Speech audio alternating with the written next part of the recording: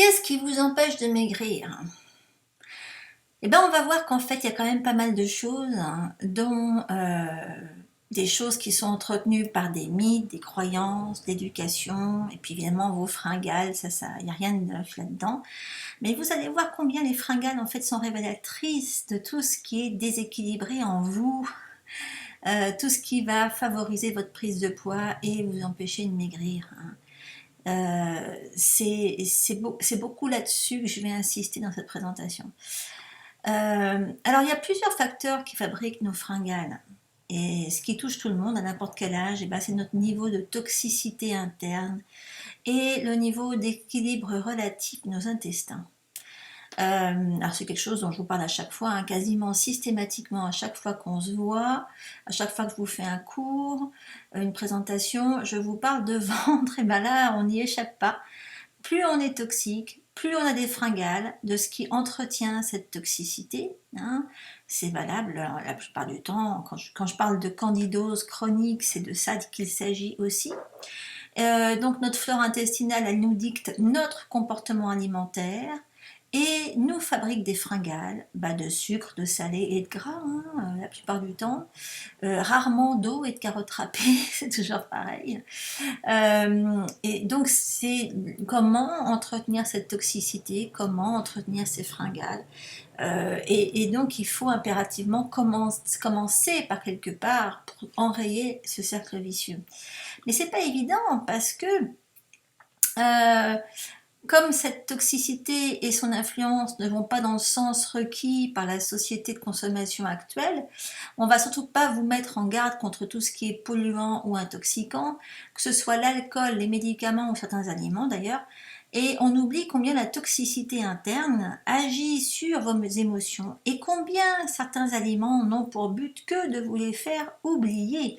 Parfois, le besoin en gratification immédiate et réconfort dépasse de loin l'idée de nutrition et d'équilibre général. Donc pour maigrir, on va vous dire qu'il faut manger moins gras, qu'il faut un repas équilibré et que ça contient une portion de féculents, qu'il faut manger tout, que pour bien manger, il faut écouter son corps, qu'une cure de salade et hop, le tour est joué. On nous dit aussi qu'un parfois un bon antidépresseur aide à éliminer les fringales. Non, je sais, je vous assure, je l'ai déjà vu. La volonté peut suffire peut-être pour contrôler vos envies. Bon, qu'est-ce qu'il y a de vrai là-dedans, On vous parle de tout sauf de toxicité et sauf du fait que cette toxicité, il y a des grandes chances pour qu'elle dirige toute votre vie, inclut vos émotions et du coup inclut tout ce que vous avez envie de manger ou pas. Donc le premier mythe dont on va parler, c'est vrai, je fais des mythes. Le premier mythe, c'est sur le pain. Moi, j'ai entendu mon père me rappeler toute ma vie que le pain était l'aliment de base, qu'il ne fallait pas le jeter, que pendant la guerre, il n'y en avait pas. Ok, on l'a peut-être tous entendu, enfin tous ceux qui ont mon âge l'ont entendu. Et puis, depuis, il y a eu la mode du pain complet. C'est déjà mieux, parce que moi je me rappelle quand j'étais petite et que j'allais voir mes grands-parents qui mangeaient du pain, mais absolument avec tout. Ils vivaient dans un endroit, dans un environnement près de Lyon où on mangeait extrêmement bien, mais parce qu'ils vivaient dans un coin un petit peu isolé et que c'était une petite camionnette de livraison qui venait alimenter les gens du coin dans un tas de petits trucs, inclus le journal. Comme il prenait le journal à ce livreur-là et que ce livreur avait du pain, il prenait du pain en même temps. Mais ce pain, c'était un cauchemar. Alors que dans le coin, il y avait du pain comme celui que je vous ai mis sur cette photo, exactement celui que j'aime, au levain, magnifique, utile, intelligent, rare, de plus en plus rare. Et donc mes grands-parents, eux, ils achetaient cette espèce de baguette atroce. Mais ils ne voyaient pas la différence. Eux, de toute façon, du pain, c'était du pain. Et ils allaient en manger partout, avec tout. Et du moment qu'ils avaient le journal, peu importe ce qu'ils avaient comme pain à la limite. Oui, mais bon, je comprends qu'après, il y a eu une mode du pain complet. Enfin, ma grand-mère, elle est devenue diabétique. Alors, je ne sais pas exactement d'où ça venait, mais je crois qu'ils n'avaient rien compris en termes de intégralité de ce qu'on mange, en termes de qualité nutritionnelle. C'est clair que personne ne leur a jamais parlé de ça. Hein. Quand on est né fin du siècle dernier, l'absorption et la qualité nutritionnelle, ça allait de soi. Hein, il n'y avait pas de raison de s'en méfier. Mais bon, c'est pour ça que là, il faut remettre en question cette histoire de pain. Parce que le pain complet, il est vraiment bon que s'il est réellement au levain. Hein. S'il n'est pas réellement au levain, il peut entretenir l'inflammation interne. Alors, pourquoi? Il faut savoir une chose, c'est que de même que l'industrie agroalimentaire s'efforce de liquider ses excédents de lait et de beurre, il y a quand même pas mal d'intérêts financiers derrière le message qui vous incite à manger équilibré, boire du lait, manger certaines choses. Bon, il y a pas mal de trucs qui disparaissent, hein, heureusement, avec le temps, mais personne ne vous dit, par exemple, que les céréales complètes ne sont bénéfiques et absorbables par l'organisme que si elles sont d'abord germées. Hein, que si l'enzyme qui protège la graine, qui l'empêche de pousser avant qu'elle soit prête avant qu'elle donne de la nourriture à la graine. Donc il faut que la graine soit protégée et qu'elle puisse se mettre vraiment à germer, à pousser, etc., que dans un certain environnement, à savoir la chaleur et l'humidité. Hein. Avant ça, elle ne libère pas ses qualités nutritionnelles. Hein. Elle ne libère aucune nutrition. Donc les céréales entières qui ne sont pas germées, en fait, ne sont juste qu'une source supplémentaire de sucre dans le sang. D'ailleurs, curieusement, moi j'ai lu des rapports qui montraient qu'on pouvait être en fait mieux nourri par du pain blanc que par du pain complet qui était ni bio ni à base de levain, parce que le levain, lui, réclame qu'il y ait eu ce trempage, cette condition de contact avec l'humidité et la chaleur, enfin la chaleur, une certaine source de chaleur, et à ce moment-là, ce qui vient avec la graine est assimilable. Hein. Contrairement à ce qui se passe si le pain n'a pas cette odeur et ce goût révélateur du vrai pain au levain. Hein. Il faut qu'il y ait une fermentation. Hein. Et s'il y a peu cette fermentation, l'insuline qui va juste être produite par la céréale, parce que toutes les céréales produisent de l'insuline, enfin vous font produire de l'insuline, et cette insuline va favoriser l'accumulation de gras, hein, sur le ventre, entre autres, ou autour des organes vitaux. Hein. Et donc le gros danger ici, c'est l'irrésistible tartine. Je sais de quoi je cause, je pourrais me nourrir de tartines si j'avais le choix. Si j'avais pas peur de devenir malade très vite, je me nourrirais de tartines. Hein. No comment. Oui, donc ça c'était le premier mythe. Non, pas parce que vos céréales sont complètes que vous êtes à l'abri, hein, déjà. Le deuxième, je dirais, il faut savoir que oui, manger sans gras pour maigrir, c'est une bêtise. Okay, c'est vraiment une des meilleures façons de foncer dans le mur, en fait. Et ça, c'est vraiment pour ceux qui pensent en termes de calories. Sans gras donc et sans calories, le métabolisme de base baisse. Hein. Et donc il va brûler de moins en moins de calories justement afin de se protéger d'une éventuelle famine. Donc vous stockez le plus de graisse possible là où vous souhaitez justement en perdre le plus, parce que votre corps se dit faut pas que je fasse de bêtises là, il faut que je la protège le plus possible d'une éventuelle famine, donc on va stocker. Voilà. Et en fait, moins vous mangez de bonne graisse, plus vous vous privez de ce qui va lubrifier votre côlon, de ce qui garantit une bonne absorption de vos vitamines et de vos antioxydants. et donc ça vous donne une limitation dans votre capacité à vous protéger, ce qui vous pollue, hein, ce qui pollue vos cellules, c'est-à-dire garder ce qui devrait être expulsé, et donc vous vous fabriquez une belle toxicité interne, hein. La toxicité interne, c'est aussi, ça se voit sur la figure, hein. Plus on a un joli teint naturellement, plus ça veut dire qu'on élimine cette toxicité. Et ceux qui sont toxiques, évidemment, sont en général de mauvais poils, ils ont une mauvaise image d'eux-mêmes, ils vivent un stress permanent, hein. Et le stress, on va le voir, est une des plus belles sources de prise de poids. Donc, ah non, non, non, surtout pas, il ne faut pas éviter le gras, hein. Il y a gras et gras, on va peut-être en parler, mais surtout, vous limitez pas à ce niveau-là, il vous faut du gras. Je reviens sur la toxicité interne. Bon, cette toxicité interne, dont personne ne vous parle, on dirait, en dehors de peut-être moi et certains qui sont un petit peu obsédés par le ventre, à l'origine de tout ce qui va se détraquer dans votre organisme. Plus vous allez être toxique, plus vous allez déclencher, développer un tas de cochonneries, et en plus en général dégénératif. Et donc, il faut vraiment faire en sorte que non seulement vous vous débarrassiez de toutes ces cochonneries, mais surtout, il faut que vous puissiez remplacer tout ça par du nourrissant et du bon.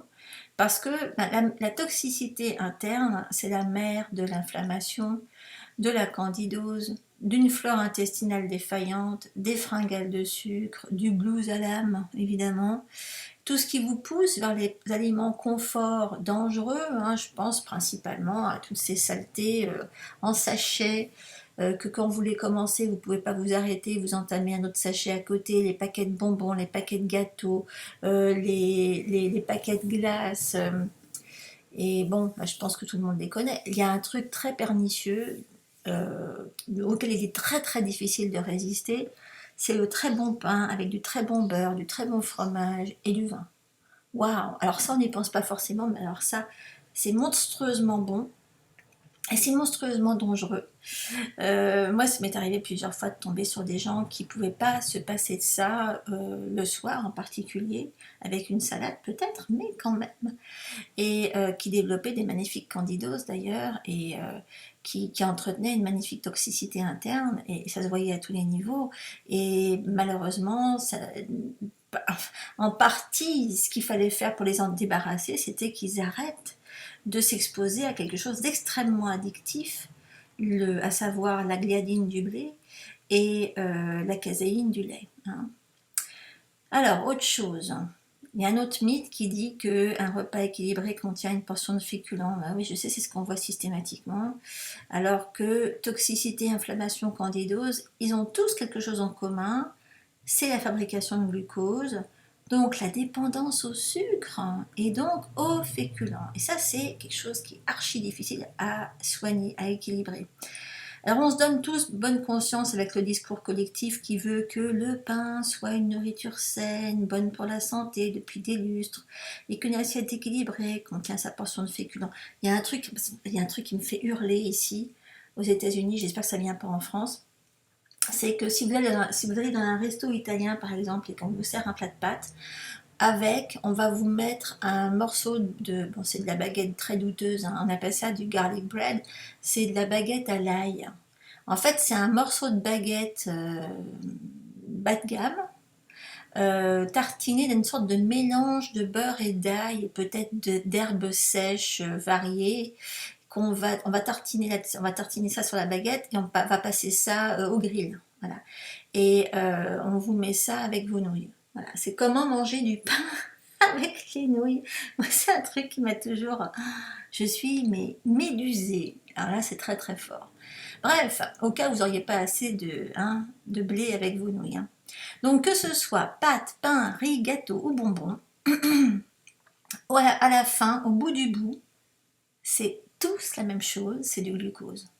Donc c'est une charge glycémique qui entraîne une décharge d'insuline dans l'organisme. Alors pour peu que cette charge glycémique soit trop élevée ou fréquente, ça dépend de comment fonctionne votre pancréas, elle va s'accompagner d'envie de sucre et surtout d'inflammation, la mère de la cellulite et de l'obésité. Hein.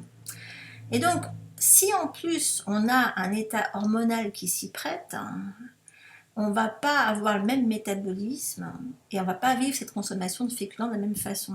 Et là, je pense à nous, les femmes de plus de 40 ans, on se rend compte après 40 ans que on vit plus les choses de la même façon. Moi, jusqu'à 40 ans, je pouvais manger vraiment n'importe quelle cochonnerie. J'ignorais ce que c'était qu'un problème digestif et une prise de poids. Voilà. J'ai toujours été sèche comme une trique, plutôt fabriquée comme un garçon, plutôt athlétique, et je pouvais vraiment manger n'importe quelle saleté, j'avais jamais mal nulle part. Et après 40 ans, waouh, ça a été autre chose, une autre paire de manches. Hein. On découvre ce que c'est que de devenir une femme, je dirais, au moment de la ménopause ou de l'après-ménopause. Hein. Donc oui, ça change tout. Hein. Et donc on n'est pas égal hein, par rapport à ça. Il ne faut pas s'imaginer qu'après 40 ans, on va procéder de la même façon pour récupérer une taille de guêpe. Que, à mon avis, il ne faut pas trop se faire d'illusions, à moins qu'on attende la fin du bout, enfin le bout du bout de la ménopause. Là, à ce moment-là, on ne peut plus retrouver la même forme, hein, les mêmes formes du tout qu'avant, mais on peut s'assécher. Mais c'est les hormones qui vont décider, encore une fois. Hein. Mais il ne faut pas négliger le fait qu'après 40 ans, c'est une autre paire de manches. Donc, selon notre état hormonal, notre métabolisme ne va pas être le même et il va falloir faire considérablement plus attention à ce qu'on consomme en termes de féculents. Donc c'est pour ça aussi qu'il y a un quatrième mythe qui dit qu'il faut manger tout, et là je suis désolée, mais ouais, c'est encore tout faux ça, surtout pour nous les femmes. Donc dans mon livre, j'en parle, dans l'équilibre de l'immunité, je pose la question, laquelle de l'inflammation et de la toxicité a entraîné l'autre en fait? Qui est l'œuf, qui est la poule? J'ai envie de dire les deux, mais en général. Aujourd'hui, il est très difficile d'échapper à la toxicité, donc dans l'air, l'eau, la nourriture, les médicaments, les vaccins. Et il y a aussi la toxicité qu'on hérite de nos parents, qui va être s'associer à notre héritage génétique, qui va nous rendre plus vulnérables à des produits auxquels notre immunité va réagir et provoquer de l'inflammation interne. De ce côté-là, encore une fois, on est complètement inégaux. Hein. Donc il y en a qui vont pouvoir traverser leur vie sans sentir la moindre différence hein, sur leur poids, leur peau, leur métabolisme, rien. Il y en a qui vont le subir très vite, ça. Hein. Or, cette inflammation invisible, hein, parce qu'elle est invisible évidemment dans ces cas-là, c'est pas la même chose que quand on va se casser quelque chose ou se faire une entorse. Cette inflammation-là, elle vous empêche de correctement digérer et assimiler les aliments. Donc s'ils ne sont pas correctement digérés, déjà ils restent sur le bol alimentaire dans votre estomac, ils fermentent, ils font du sucre, ils font de l'alcool, ils font du gras, hein, et en plus vous ne les assimilez pas, donc vous n'avez pas ce qu'il faut en termes de nutriments pour nettoyer vos cellules et vous débarrasser des toxines. Du coup, ça vous force à conserver, ça vous empêche de conserver un équilibre microbien correct dans votre système digestif, ça va favoriser donc une dysbiose, et cette dysbiose là c'est plus d'envahisseurs tels que le candida albicans, plus de métaux lourds et pas assez de bonnes bactéries ou de bons nutriments pour vous en débarrasser. Surtout, c'est ça le problème. Là évidemment la boucle du coup est bouclée, la toxicité, l'inflammation, la toxicité, tout revient systématiquement, ça vous conserve dans le même cercle, ça vous garde là-dedans, ça vous emprisonne. Et évidemment, il faut savoir se décrocher de ce cercle vicieux. Simplement, il faut déjà commencer par éliminer la caséine et le gluten, c'est ce que je vous disais tout à l'heure. Bon, le gluten, ça pourrait être tout simplement le blé, hein. La gliadine du blé, c'est déjà énorme, hein. Pendant quelques semaines. Ça peut ça peut être suffisant pour éliminer des fringales de sucre ou vous faire considérablement dégonfler. Et puis vous devez aussi vous rendre compte en même temps combien vos douleurs habituelles disparaissent, hein, qu'elles soient physiques ou émotionnelles. Ça va très vite parce que dès qu'on se remet à absorber, qu'est-ce qu'on se sent mieux, hein. Mais vous pouvez considérablement vous aider avec des huiles essentielles, évidemment, à appliquer, surtout pas à avaler, hein. Il y a des huiles essentielles qui sont fortement anti-inflammatoires, là je vous mets une petite liste, hein, et qu'il faut savoir diluer, hein, qu'il faut diluer, associer entre elles correctement, appliquer en massage, voire en suppositoire. Moi je trouve que les suppos c'est génial quand il faut agir directement sur le ventre. Et vous associez ça à des probiotiques et de la L-glutamine pour bosser sur pour restaurer l'intégrité de votre ventre, parce que ça c'est des outils indispensables pour diminuer l'inflammation intestinale et reconstituer l'intégrité de la muqueuse, de l'intestin grêle, souvent endommagé par la présence de toxines et de candidats. Il y a un autre mythe sympa, donc, c'est pour bien manger, écoute ton corps. Oui, mais je suis entièrement d'accord. Moi, je suis la première à le dire, hein. Mais ça marche que quand on s'est déjà débarrassé de nos toxines ou qu'on est archi propre, comme un bébé par exemple, et encore il y en a de moins en moins. Donc, c'est quand on est propre qu'on peut se reconnecter à nos vrais besoins et qu'on peut entendre notre corps nous parler, nous dire de quoi il a besoin. Et donc, avoir des vraies envies, genre, ah bah tiens, ce matin je me ferais bien un jus de carotte. Mais bon, ça c'est vraiment un cas d'équilibre interne, hein. Ce qui est rarement le cas quand on a des problèmes de poids, hein. L'équilibre bactérien, ou plutôt le déséquilibre de la flore, ça va vous inciter à consommer ce que les bactéries indésirables veulent que vous consommiez pour poursuivre leur invasion, hein. Donc il n'y a que lorsqu'on est vraiment désintoxiqué, donc quand on est propre, qu'on est capable d'entendre les messages de notre corps. Sinon, ce qu'on va entendre, c'est je veux de la glace, je veux du sucre, je veux du chocolat, je veux des gâteaux, hein. Et donc, il nous arrive d'avoir des envies subites d'aliments dont on a vraiment besoin. Et c'est ce qui rend les choses très difficiles, par exemple, avec des autistes qui sont bouffés au mythe par les toxines, les métaux lourds, la candidose.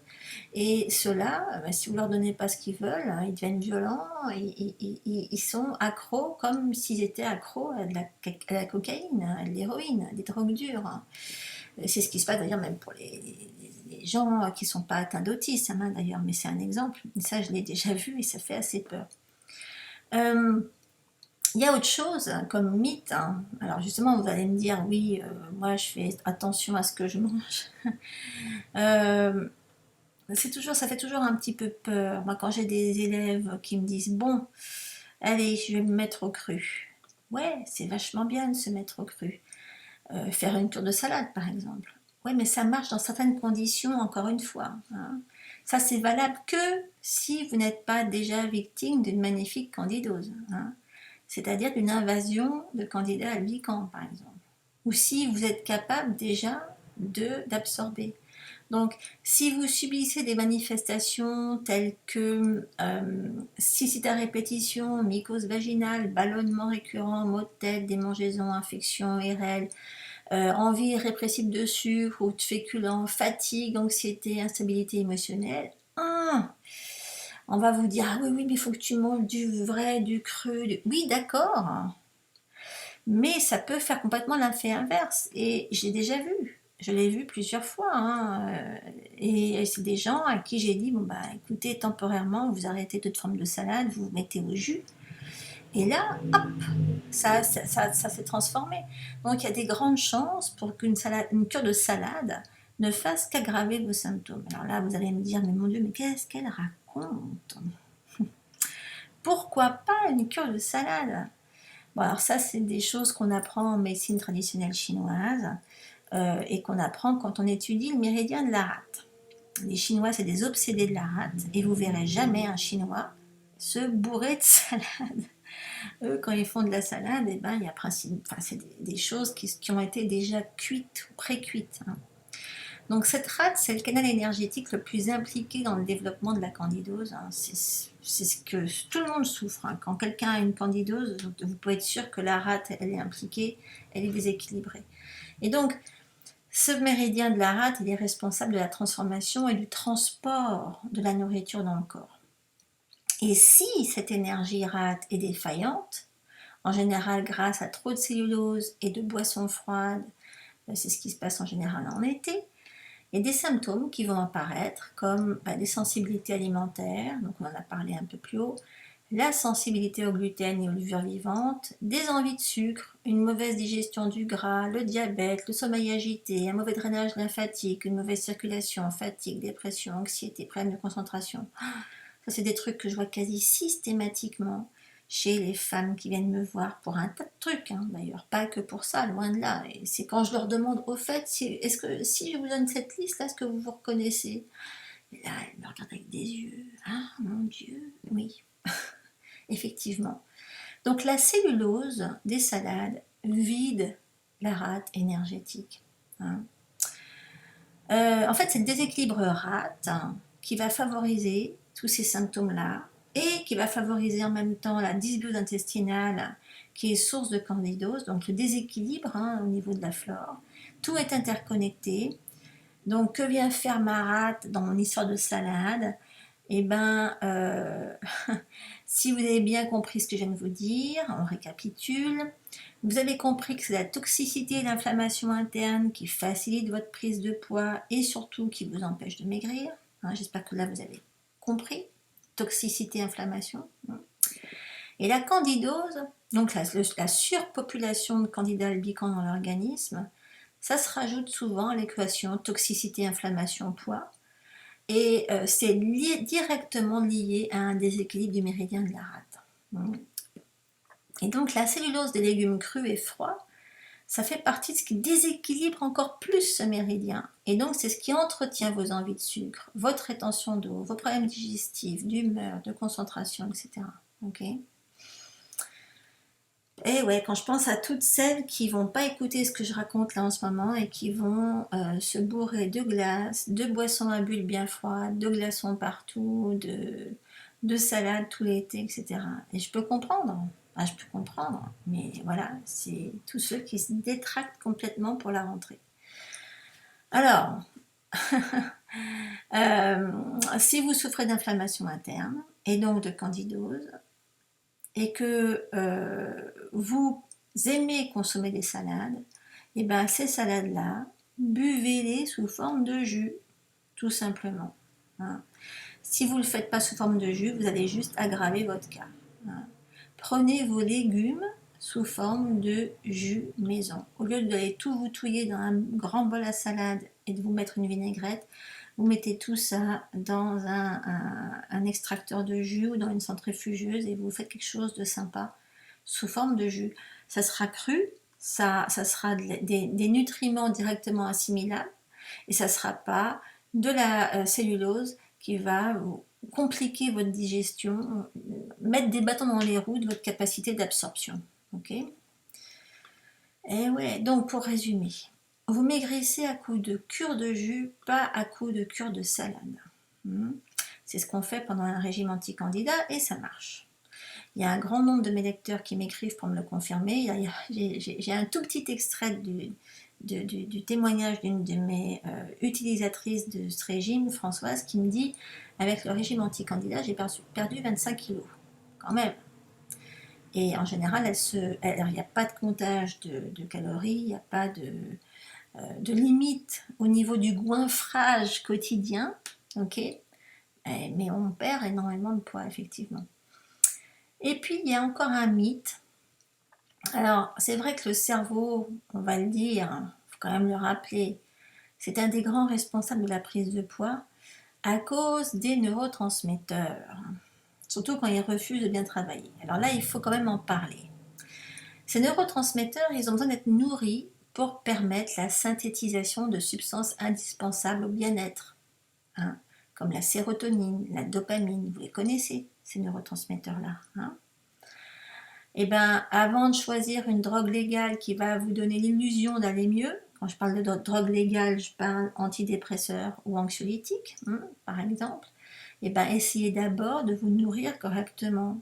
Encore une fois, pour vous nourrir correctement, il vaut mieux être passé par la case anti-candidat et souvent, de plus en plus, anti-métaux lourds. Alors à la base, qu'est-ce qu'il y a ? Il y a votre héritage génétique qui fait que vous pouvez avoir des blocages par rapport à ça. Il y a votre environnement, votre culture, Tout ça, ça vous impose des faiblesses minérales qui se traduisent par le mauvais fonctionnement de certains neurotransmetteurs. Alors, il y a des profils de faiblesse là-dedans. Il y a ceux qui ont une glycémie irrégulière, hein, la tendance aux crises de tétanie, à l'hypoglycémie. Je connais bien, j'ai grandi avec ça. Les petits séjours à l'hôpital rapides. Enfin, combien de fois je me suis évanouie en classe parce que on me donnait du sucre. Oui, pour me donner de l'énergie. Hein. Et d'ailleurs, quand j'arrivais à l'hôpital, en général, on me donnait un grand verre de jus d'orange que je trouvais excessivement sucré d'ailleurs. On devait rajouter du sucre certainement là-dedans pour me remonter mon sucre, alors qu'en fait j'avais un pancréas qui fabriquait trop d'insuline. Et donc au moindre contact avec du sucre, mon insuline me faisait tomber ma glycémie, et je me trouvais en hypoglycémie en moins de 2. Il y en a beaucoup à qui ça arrive. Et là-dedans, dans ces cas-là, il ne faut surtout pas consommer de sucre. Bon, il y a maintenant que j'ai mis quand même plus de 35 ans pour le comprendre. Hein, vu motard que jamais, comme on dit.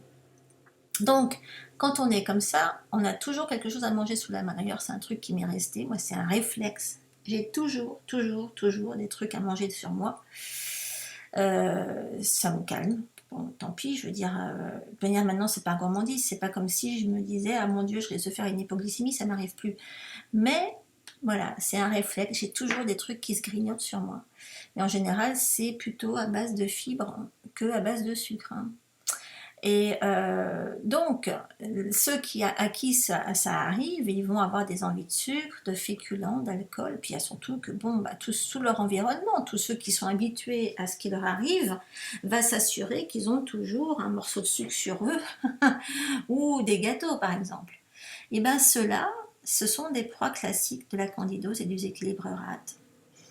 Et voilà, et moi j'ai grandi comme ça et j'ai développé tout ça pendant bien 35 ans avant de commencer à m'en occuper. Il a fallu un concours de circonstances énorme pour qu'on me mette les yeux en face des trous. Hein. Ça n'arrive pas à tout le monde. Et heureusement, ceux qui m'écoutent aujourd'hui, celles qui m'écoutent en particulier, parce que c'est surtout aux femmes que ça arrive, vous avez cette chance-là de savoir que ça existe et que peut-être vous êtes concernés. Alors, il y a des solutions pour les glycémies irrégulières comme ça. Bon, déjà, il faut relancer le système digestif. Hein. Bon, et pour ça, l'idéal, c'est quand même de se détoxifier avec un régime anti-candida. Il faut s'aider avec des huiles qui sont notoirement antifongiques. Hein. Il y a le néroli, l'arbre à thé, le palmarosa, entre autres. Hein. Et il faut profiter de compléments aussi, tels que le picolinate de chrome. Ça, c'est un super régulateur de glycémie. Le GABA, c'est extrêmement bon pour les neurotransmetteurs. La L-glutamine, ça bosse sur l'intégrité de la muqueuse. Ça, c'est des bases. Bon, il y a énormément plus de choses à prendre en considération, mais ça, c'est les bases, je dirais. Il y a des profils de faiblesse aussi. Hein, oui, ça serait trop beau. Hein. Il y a ce que j'appelle le foie toxique. Alors ça, c'est pas forcément votre foie, l'organe, mais un méridien. Et on reconnaît le foie toxique, donc c'est ceux qui ont une accumulation de toxines dans l'organisme, et ça fait partie de leur constitution, de leur héritage. Et on les reconnaît à l'irritabilité, à la colère rentrée, à une forme d'anxiété, à des problèmes de lâcher prise, à des symptômes prémenstruels douloureux, à des envies de manger quelque chose en fin d'après-midi. Hein, et là qui ont du mal à s'endormir, ils mettent très longtemps à s'endormir, ça c'est typique foie toxique. Okay, alors, si vous avez ça, il vous faut un régime qui détoxifie le foie de toute façon. Et surtout, il faut lui éviter ce qui va lui plaire le plus, je dirais. Et ce qui plaît à un foie toxique, c'est tout ce qui est à base de fromage fondu, oh là là, les gratins, les pâtes à la crème, bourrées de parmesan ou de gruyère, les plats en sauce, tous ces trucs-là. Et donc ces foies toxiques-là, il leur faut des huiles essentielles qui soutiennent la sphère hépatobiliaire, hein, principalement la graine de carotte. L'huile essentielle de graine de carotte, c'est le monstre obligé des problèmes hépatobiliaires. Il faut appliquer ça en dilution avec d'autres huiles bonnes pour le foie, régulièrement, tous les jours, sur l'abdomen ou sur les avant-bras. Et il faut aussi utiliser des suppléments du type 5-HTP, L-tryptophane pour faciliter l'endormissement plus tôt, hein. Utiliser des huiles essentielles qui sont bonnes pour le système nerveux, comme la mandarine et la marjolaine, hein. Il faut agir sur le sommeil, hein, sur le niveau de stress. Il y a des profils de faiblesse, comme d'habitude, parce que les stressés chroniques, ils ne savent pas se détendre et ils ont souvent des grosses difficultés à maigrir ou même à grossir. Moi, j'ai les deux. Dans mes clients, j'en ai qui n'arrivent pas à grossir à cause d'un stress permanent. Ce stress ne laisse pas leur ventre au repos, hein. Donc ils ont tendance à s'auto-intoxiquer avec une constipation chronique ou de la colopathie, hein. La colopathie, ça peut être mais vraiment de la diarrhée permanente, des alternances des deux. Et eux, de toute façon, ils ne sont pas en état de prendre soin d'eux. Ça, c'est clair. Ils ont beaucoup de mal à prendre soin d'eux, hein. Ils se jettent trop facilement sur de la cuisine toute prête, souvent trop riche en féculents et en sucre. Et quand ils essayent de se faire quelque chose, c'est à reculons, parce qu'en général, ils ont une très mauvaise opinion d'eux-mêmes. Et ils ne s'aiment pas suffisamment pour se donner ce qu'il y a de mieux et pour le recevoir, surtout. Ah, ça, c'est tout un programme. Donc, ces gens-là, il leur faut de quoi se relaxer. Déjà, beaucoup. Bon, après, tout un travail émotionnel, hein, sur du lâcher-prise. Mais déjà, il y a des huiles qui vont les aider, comme la rosoto, l'encens de Liban, le citron, le vétiver, le pamplemousse, et puis des suppléments comme le GABA, la L-théanine, la N-acétyl-L-tyrosine aussi, hein. Il y a un huitième mythe, on va se les faire tous, hein. Il y a un huitième mythe, c'est la volonté suffit pour contrôler ses envies de malbouffe. Oh yes. Ouais. Ça, c'est l'attachement émotionnel. Si vous croyez qu'il suffit de décider pour plus toucher à votre barre chocolatée ou à votre petit bonbon rose ou pire que le bonbon, le donut ou le gâteau, on perd, on perd le nord. C'est pas la peine, hein. Quand on subit, quand on cède à ce genre de tentation, il n'y a plus d'histoire de contrôle sur la qualité, hein. Là, on veut le sucre. Plus on en mange, plus on en a envie, et dès que le cercle vicieux est enclenché, notre subconscient prend le dessus et semble impossible de lui résister. Et quand je dis le sucre, c'est pas juste pour quelque chose de sucré. Encore une fois, je reviens à mon histoire de baguette et de fromage. Tout ce qui est pain, ça fait du sucre. Donc, pour certains, c'est complètement au-dessus de leur force. Parce que la consommation de ce petit gâteau, c'est bien plus que de se faire plaisir à quelque chose de sucré. Et on sait tous à quel point, qu'est-ce qui se passe quand on a envie de quelque chose de sucré. Qu'est-ce qu'il y a dans vos émotions à ce moment-là? Qu'est-ce qu'on ressent devant le petit gâteau rose? Alors, tout ce qui nous donne vachement envie dans ces cas-là, c'est peut-être pas forcément bon en plus. Moi, je sais que ma fille me fait le coup à chaque fois. Mais bon, comme de toute manière, elle, je sais qu'une fois qu'elle va se jeter, alors les deux, hein, je veux dire, mon fils ou ma fille, c'est pareil, depuis assez petit, j'ai jamais refusé de leur acheter ces cochonneries-là. Parce que, en fait, comme ils en ont jamais, les rares fois où ils en avaient, je les ai laissés y toucher, et à chaque fois, ils ont tellement fait la grimace, hein, que c'était la meilleure façon pour qu'ils réalisent que, non, finalement, c'est pas bon, quoi. Si vous les empêchez d'y toucher, là, ils fantasment dessus. Les miens, ça a très bien marché, ça. Moi, dans ce cas-là, quand ils voulaient un truc comme ça, je reprenais ce qui était le plus immonde, le plus coloré,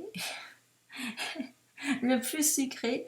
J'essayais pas de leur trouver une alternative un petit peu intelligente. Non, non, c'était carrément dans le plus dégueulasse, de préférence. Parce que eux, ils étaient tellement pas entraînés à manger du sucre que quand ça leur tombait dessus et qu'ils succombaient à l'attrait physique, je dirais, de la bête, hein. La bête, c'est le gâteau avec la crème de toutes les couleurs, etc.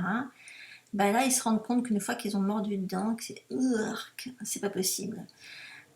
Alors que c'est quelque chose qui a été quand même scientifiquement formulé, hein, pour titiller les papilles et les récepteurs émotionnels là où il faut, hein.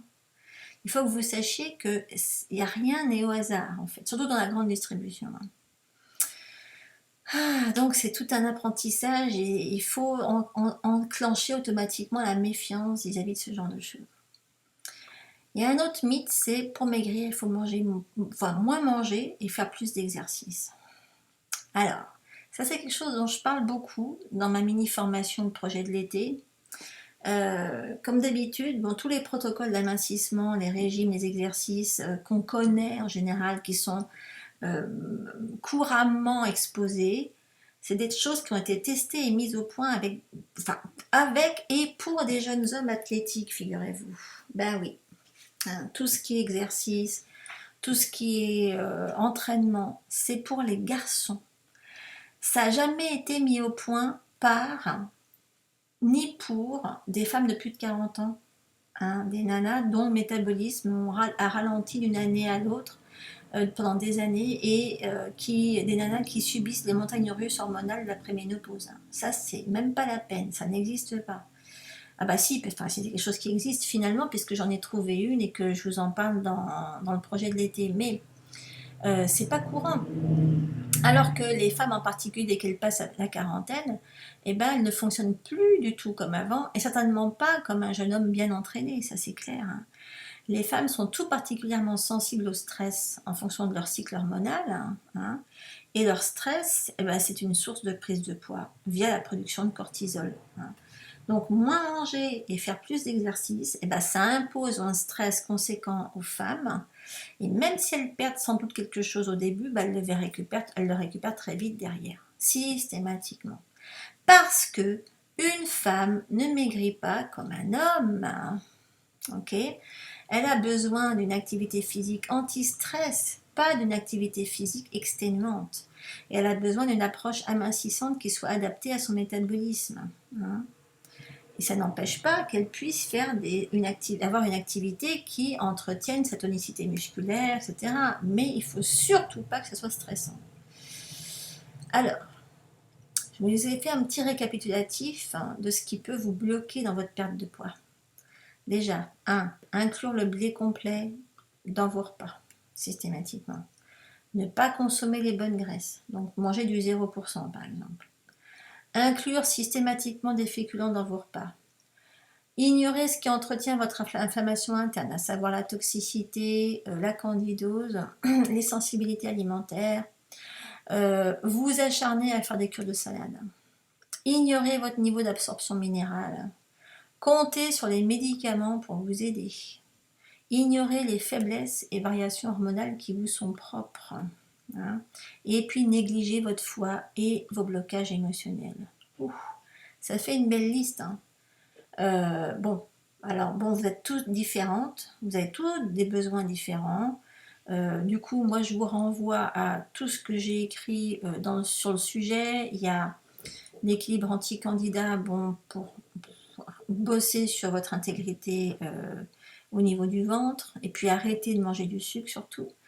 Il y a, pour la toxicité de l'immunité, vous avez l'équipe de l'immunité.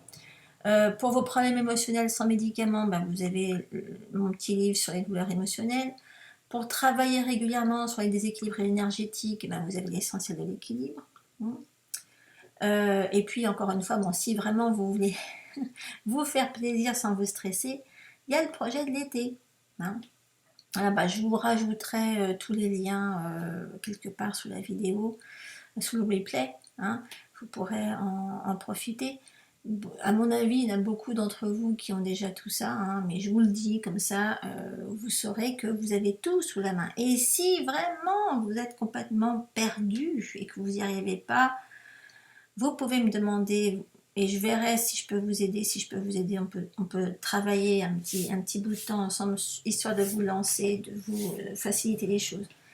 Et uniquement si je sais que je peux vous aider.